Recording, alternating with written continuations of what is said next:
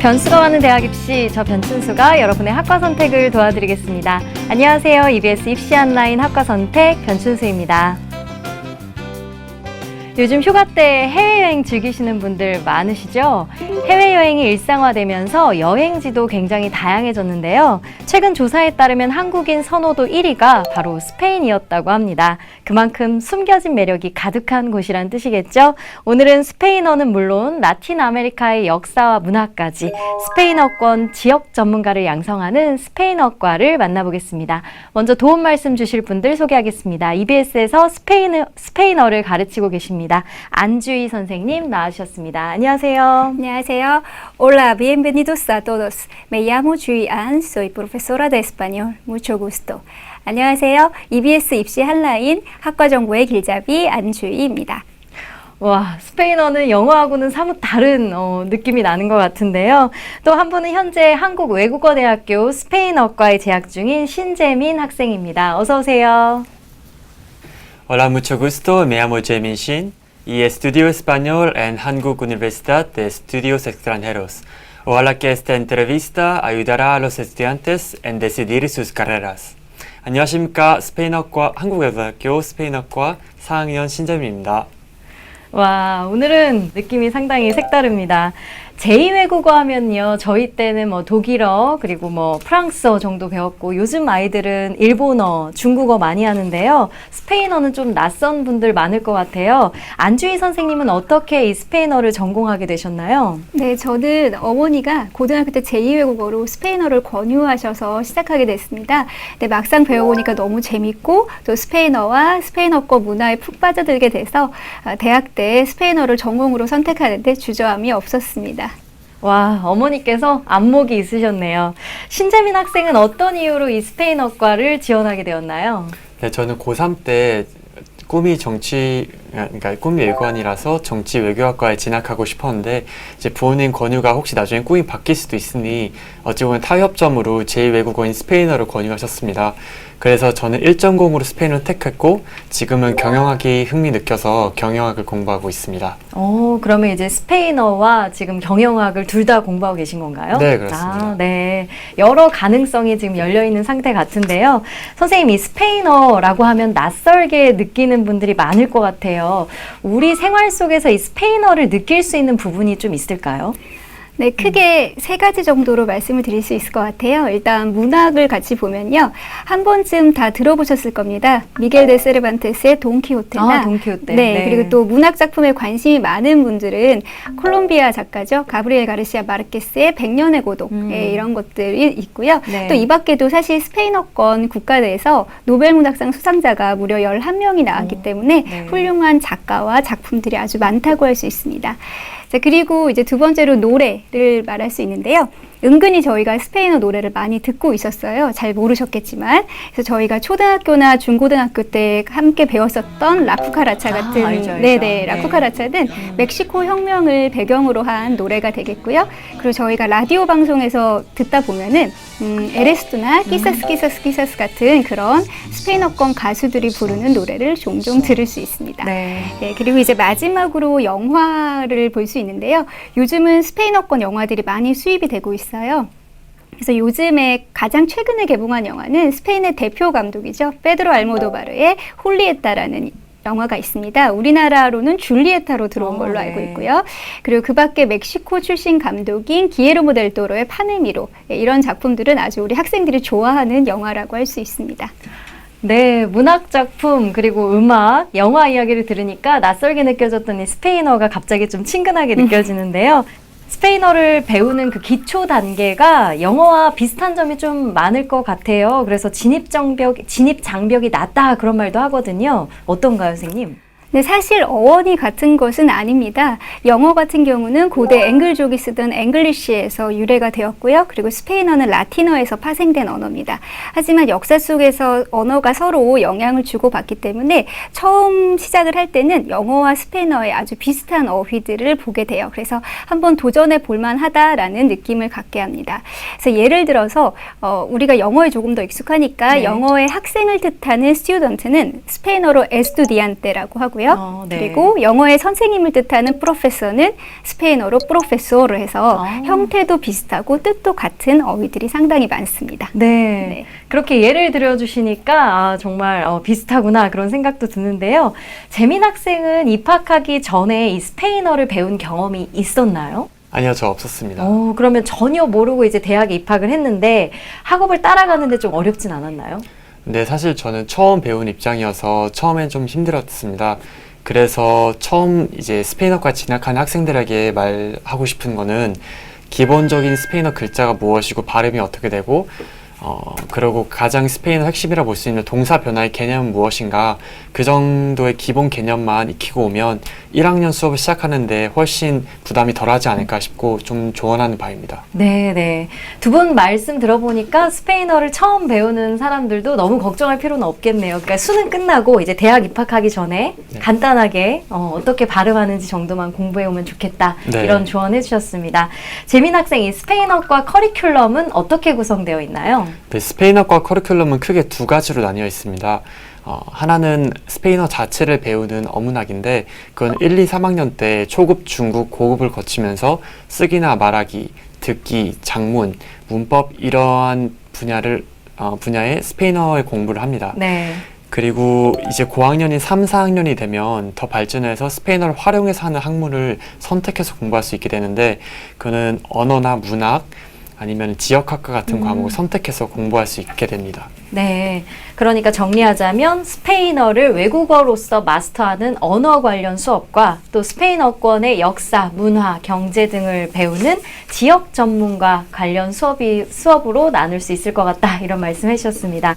이 일주일에 스페인어 수업은 몇 시간 정도 듣게 되나요? 네, 이건 학년별로 좀 다를 것 같은데요. 1학년 때는 아무래도 1.02 스페인어 수업만 듣다 보니까 평균적인 학점이 18학점, 즉 일주일에 18시간 정도 스페인어 수업을 듣습니다. 네. 그리고 2학년 때부터는 제2전공을 시작하기 때문에 반반 정도인 스페인어 10시간, 제2전공 8시간 정도 수업 듣습니다.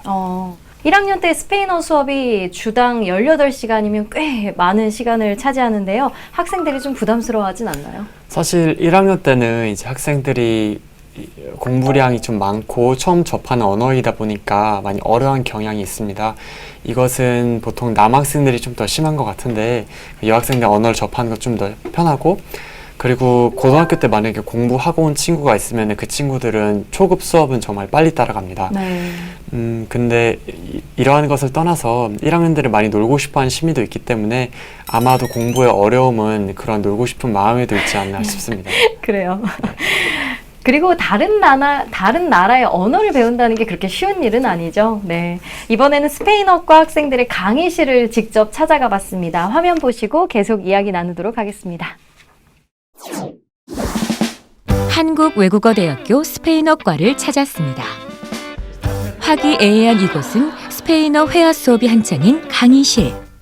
Personaje o actor principal, protagonista, ¿no? Persona que crea y escribe una película, escribe.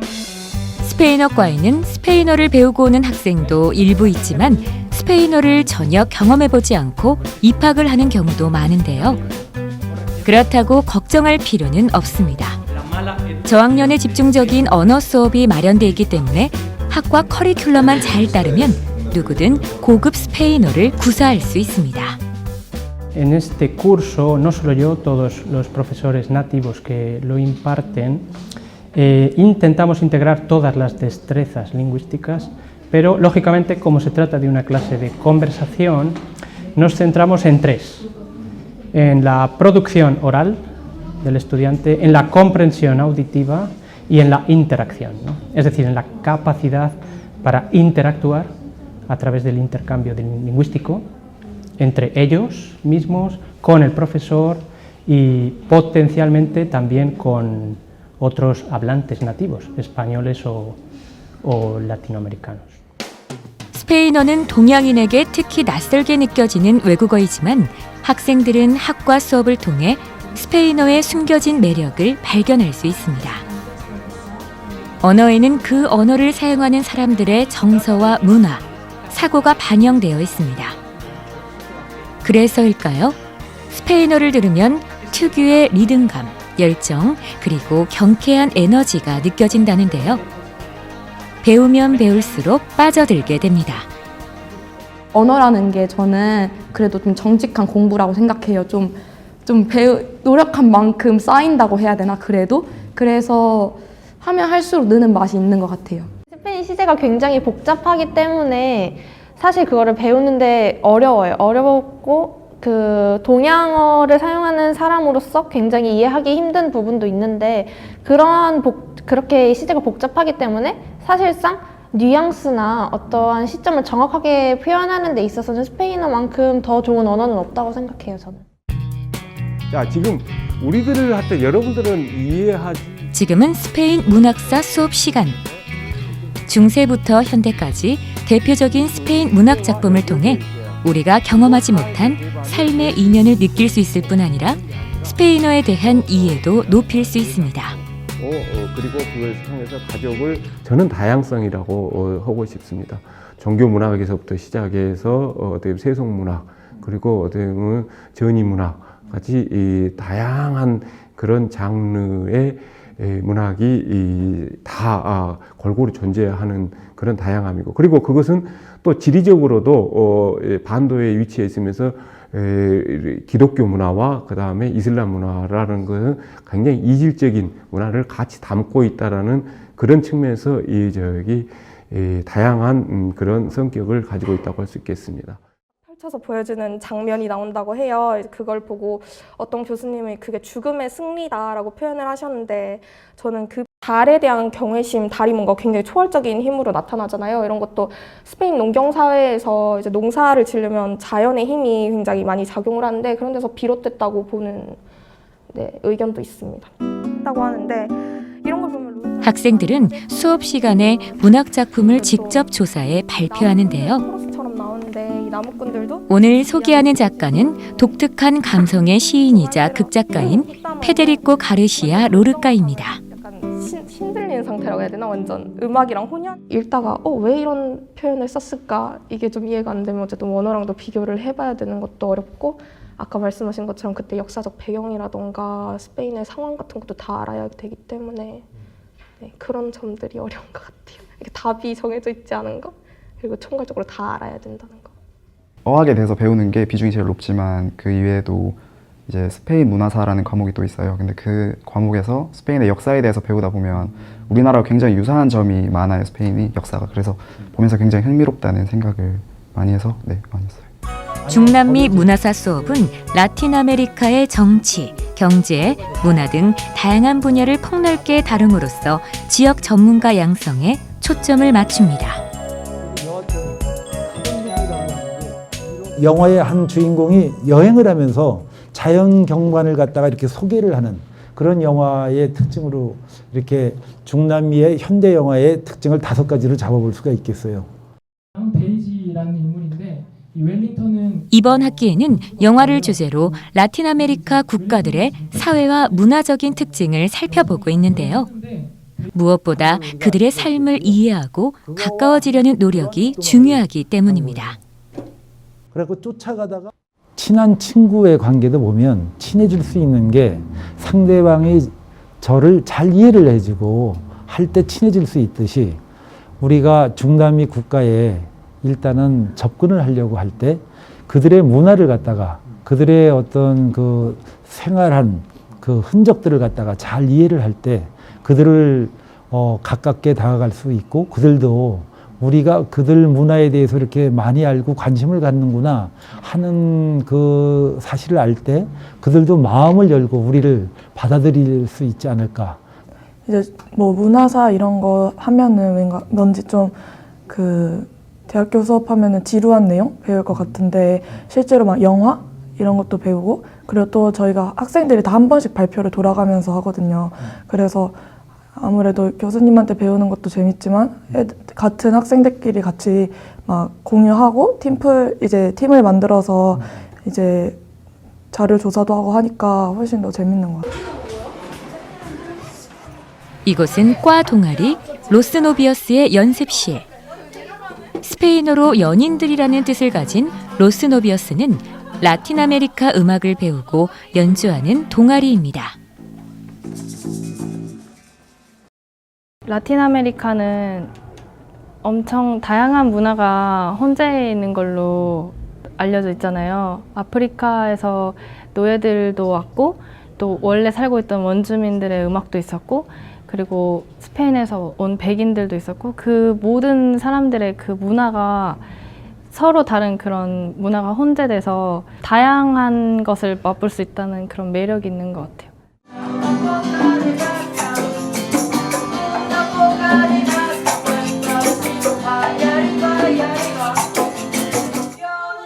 낯선 만큼 더 많은 매력을 발견할 수 있는 스페인어. 스페인어과는 스페인어를 기반으로 세계 무대에 진출하려는 학생들의 든든한 길잡이가 되어질 것입니다.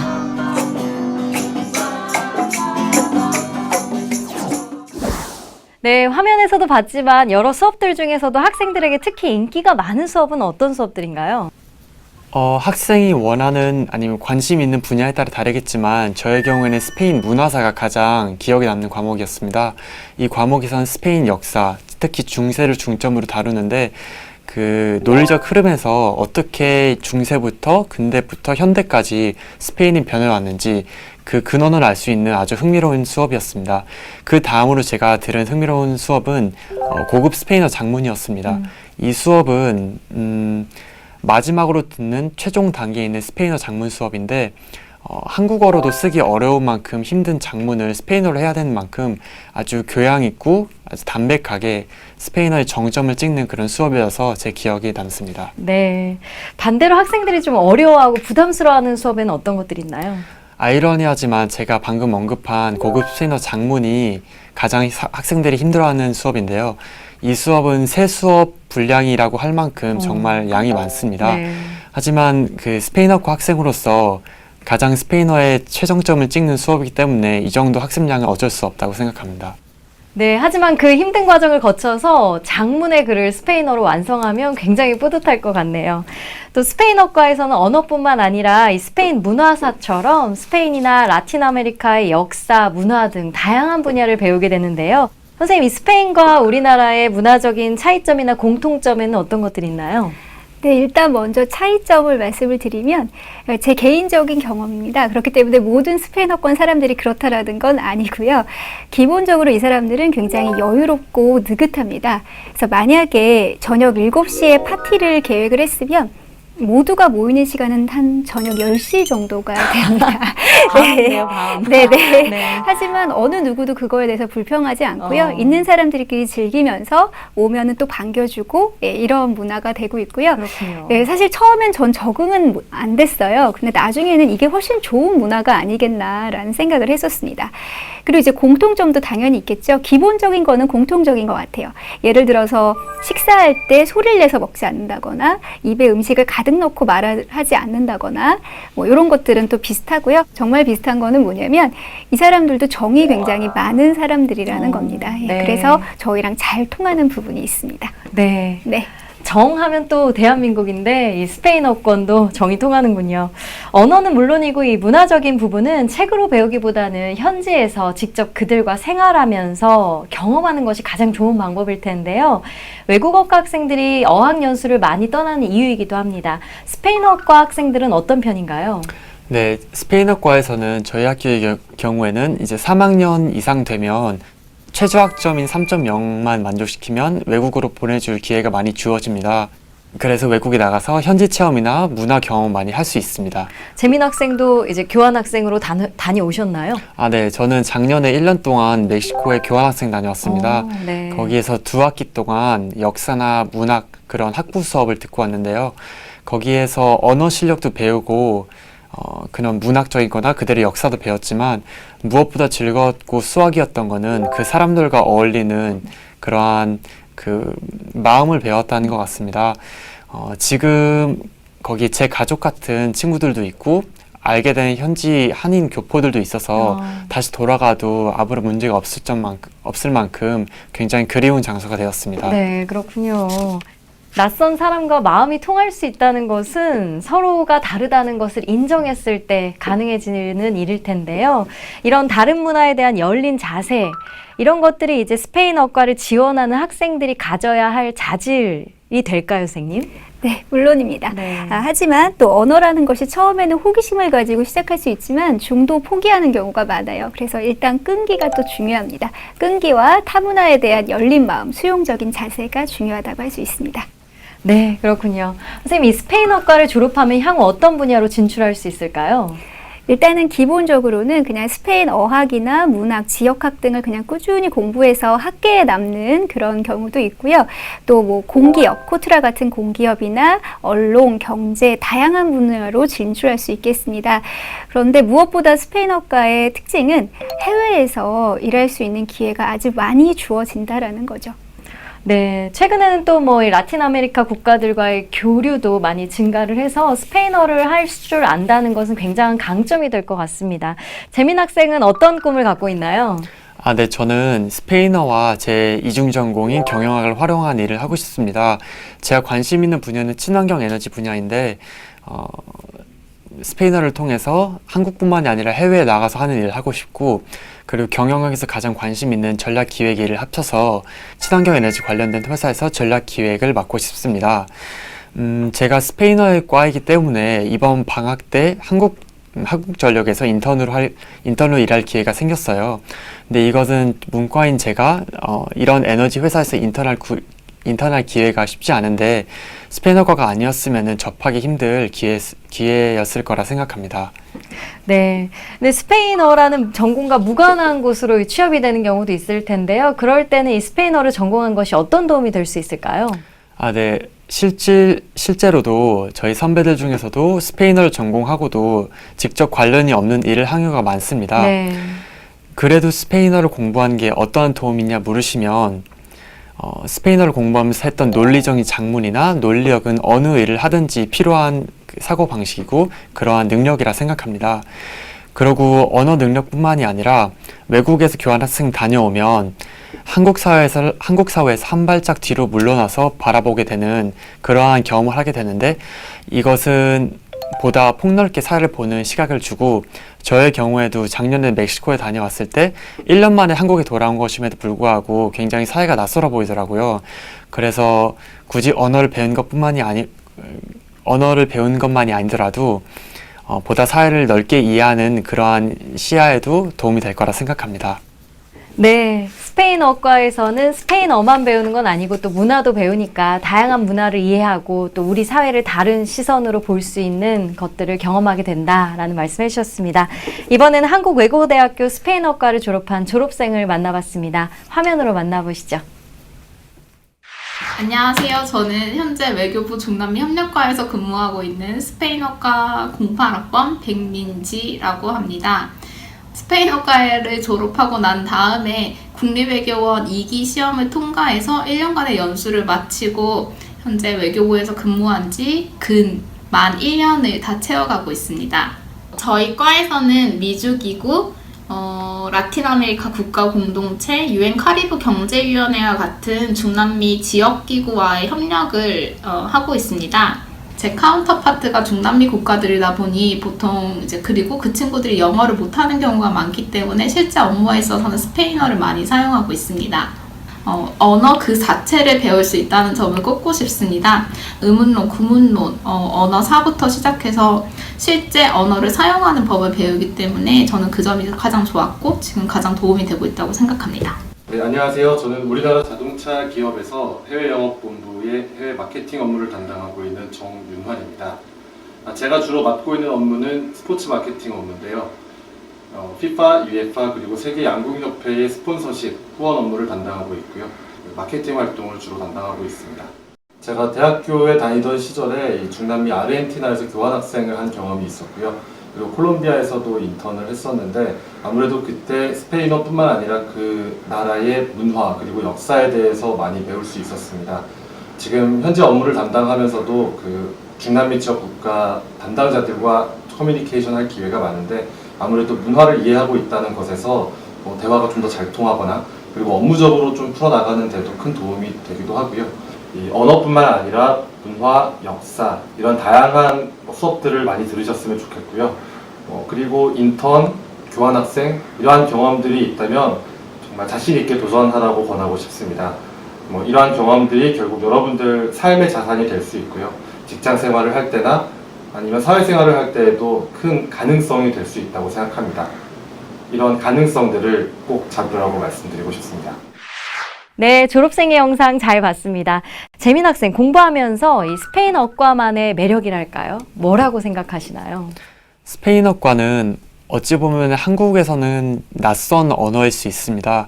하지만 세계에서 두 번째로 많이 쓰이는 언어이고 한국 기업들이 수출하는 데 가장 큰 포션을 차지하는 지역입니다. 네. 따라서 이 언어를 써서 지구 반대편에 있는 라틴 아메리카 대륙에서 마음껏 자기가 원하는 활동을 할 수 있는 것이 제가 생각한 첫 번째 장점이고, 두 번째로는 그들의 문화를 이해하고 저희가 알지 못했던 보다 여유로운 삶의 방식이 있다는 걸 체험하는 것만으로도 굉장히 즐겁고 유익한 일이 아닌가 싶습니다. 네, 선생님, 이 스페인어과의 전망 앞으로 어떨까요? 네, 앞서 재민 학생이 말을 했지만 스페인어는 스페인과 그리고 라틴 아메리카를 포함해 세계에 많은 사람들이 쓰고 있는 언어이기 때문에 발전 가능성은 무한하다고 생각을 합니다. 또 개인적으로는 스페인어를 전공했다면 국내보다는 해외에서 활동해 보는 게 참 좋을 것 같아요. 왜냐하면 나한테 어떤 기회가 올지 모르니까요. 네, 말씀 감사합니다. 마지막으로 이 스페인어과를 지원하려는 고등학생들에게 재민 학생 한마디 해주시죠. 네. 고등학생분들이 현실적인 이유로 스페인어과를 택할 수 있겠지만 단지 취업이 잘 된다 혹은 미래 가능성이 발달의 이유만으로 스페인어과를 택하면 4년 동안 공부하는데 어려움이 있을 수 있습니다. 저의 경우에도 현실적인 이유로 스페인어과를 택했고 처음에는 좀 힘든 과정이 있었지만 지금이야 좋아하게 돼서 만족스럽습니다. 그래서 고등학생분들이 외국어를 공부하는 걸 좋아하거나 외국에 나가고 싶은 마음이 있으면은 저는 스페인어를 아주 추천해드리는 바이고, 그래서 3년이라는 고등학교 기간이 자기는 적성을 찾기 힘들지만 여러분이 무엇을 좋아하는지 지금부터 잘 알고 외국에 대한 관심이 있으면 스페인어를 아주 전망 좋은 언어로 추천해드리는 바입니다. 선생님도 마지막으로 한 말씀 해주시죠. 세르반테스의 돈키호테에 보면요, 땀이 혈통을 만든다라는 유명한 구절이 있습니다. 그래서 학생 여러분들도 자신의 적성과 관심을 잘 파악해서 열심히 노력한다면 좋은 결과가 있을 거라고 믿습니다. 좋은 말씀 감사합니다. 오늘은 스페인어과에 대해 알아봤습니다. 처음 방송을 시작할 때만 해도 이 스페인어가 굉장히 낯설었는데요. 스페인어 발음도 들어보고 또 문화 이야기도 듣고 또 그들의 잠재력 이런 이야기를 나누다 보니까 이 스페인어가 굉장히 매력적인 언어구나라는 생각이 들었습니다.